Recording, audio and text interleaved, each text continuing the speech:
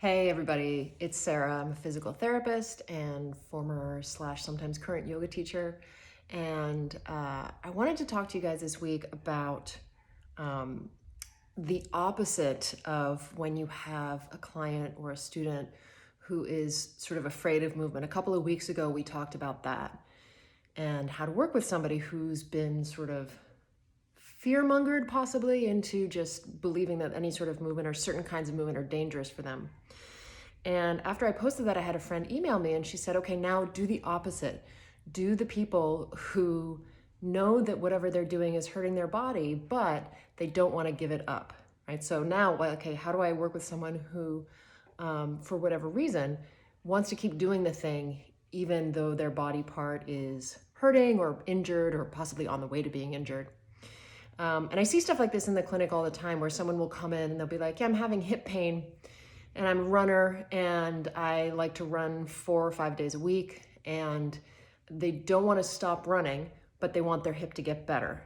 And then I'm always like, well, or, when I was a yoga teacher as well, or sometimes I see, when I'm out in the yoga community as well, where people are like, yeah, I practice, usually it's more like a vinyasa yoga or a power yoga or something like that. They're like, I practice every day, or practice 6 days a week.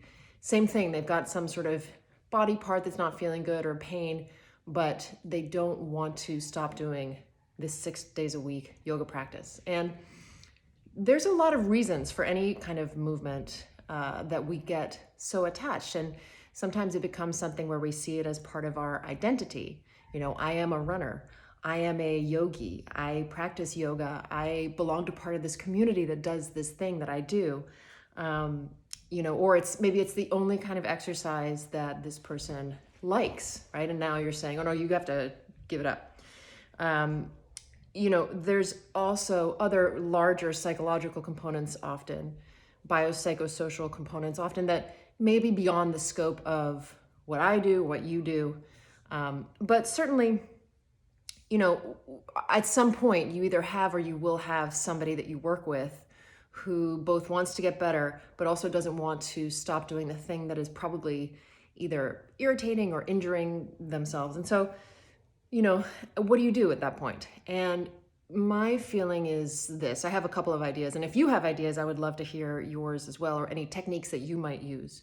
But my general feeling is, if I'm asking you to either stop doing a thing or reduce the amount of times you're doing the thing, so maybe yoga twice a week instead of 6 times a week, rather than just removing the thing entirely, I think it's best if you or the person you're working with can come up with a replacement. It won't be as good as the thing that they love, but it's better than nothing.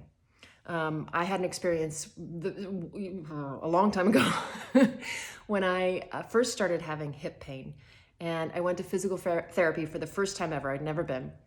And the physical therapist told me that I had to stop doing yoga completely. They were like, this is not good for you.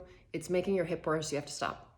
And at the time, yoga was really it was the only thing I was really doing consistently for exercise, but I was in love with it. I was like deep in my love affair with the yoga practice. And it was really kind of a bummer, but I did it. I stopped because the PT told me to, and I didn't have any reason to argue any other way.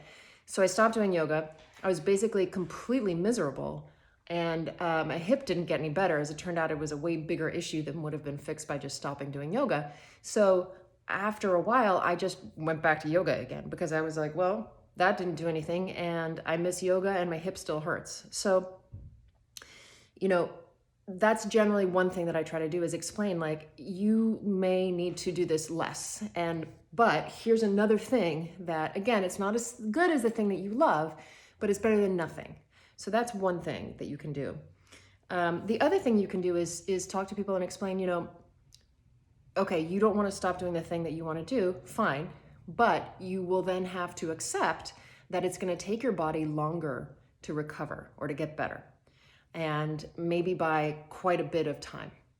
And so that way, in both instances, it's really, to me, more about empowering the person to make choices for themselves, given all of the information at hand, as opposed to just trying to tell somebody, you have to stop doing this thing, but then leaving them kind of drifting in the wind.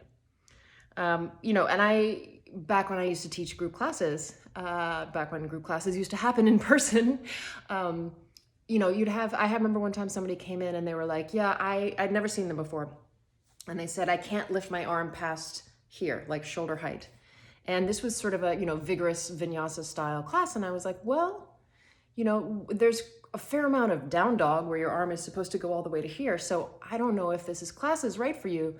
And they were sort of aggressive in their response. And they're like, well, I'm not going to sue you if I get hurt. And I was like, I'm not worried about that. So they stayed and did the class and did whatever they wanted. But, again, it's really always, I think, about giving the person information so that they can make a choice.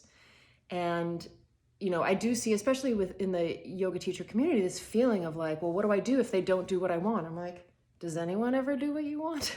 Most people don't do what you want. So it's really just about communicating that you understand how much the thing means to them, that you are suggesting that they either reduce it and replace it with something else, or maybe pause, but not permanently, just temporarily pause on that activity.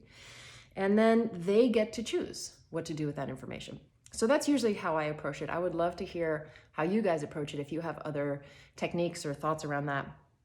And if this kind of like problem solving is interesting to you, if it's something you feel like you want to work on as a teacher, I have a small mentorship group that I will soon be reopening for membership.